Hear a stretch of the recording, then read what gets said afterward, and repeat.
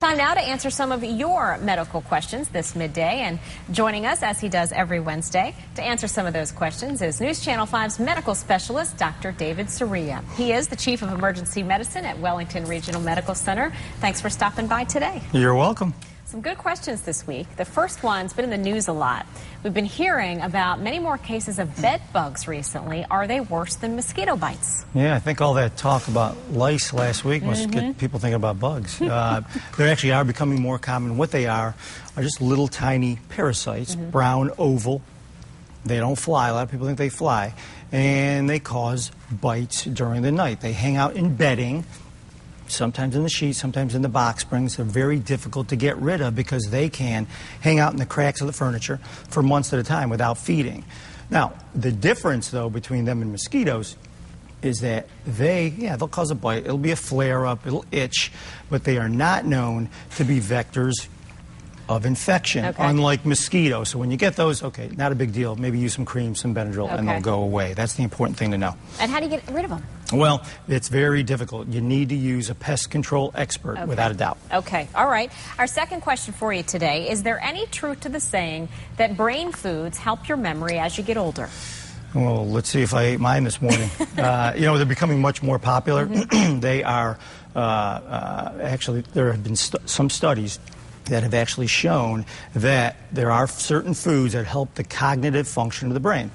And what we're learning is that there's three categories that we look into. One is foods that build the brain. Another are a category of foods that protect the brain, and then those that spark the brain. And in those categories are certain elements that contribute to brain function. Number one, ones that build the brain are the healthy fats.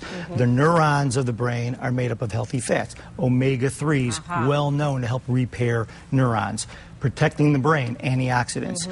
A lot of buzz, as you know, with antioxidants. A lot of foods carry those. Berries, cholines, foods like that that help protect the brain by scavenging free radicals. And then those that stimulate it are the high tyrosine proteins, meat, fish, eggs.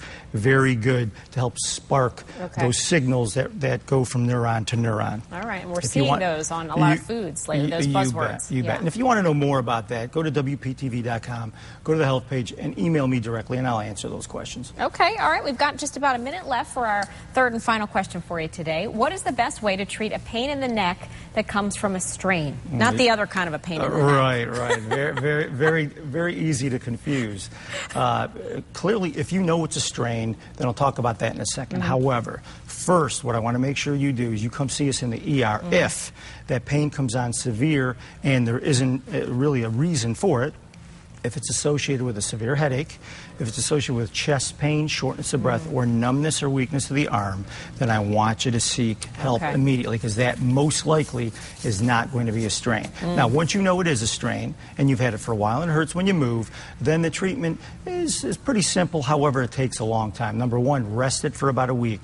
Don't do anything that's going to injure that area of your neck again. Put some ice on it, heat after about a week. Then, once you've rested it, it's important to do some range of motion exercises. Move it around and then do it against resistance. Strengthen those muscles, and it will not only help it heal faster, but it'll prevent or minimize injury the next time. All right. Got it. Good advice as always. If you've got a question for Dr. David Soria, you can always send it in by going to our website, WPTV.com, and just click down to the health link. You'll see that on the right-hand side of the page to send us your question. Thanks as always for your advice and for coming in, and we'll see you right after this short break. Stay with us.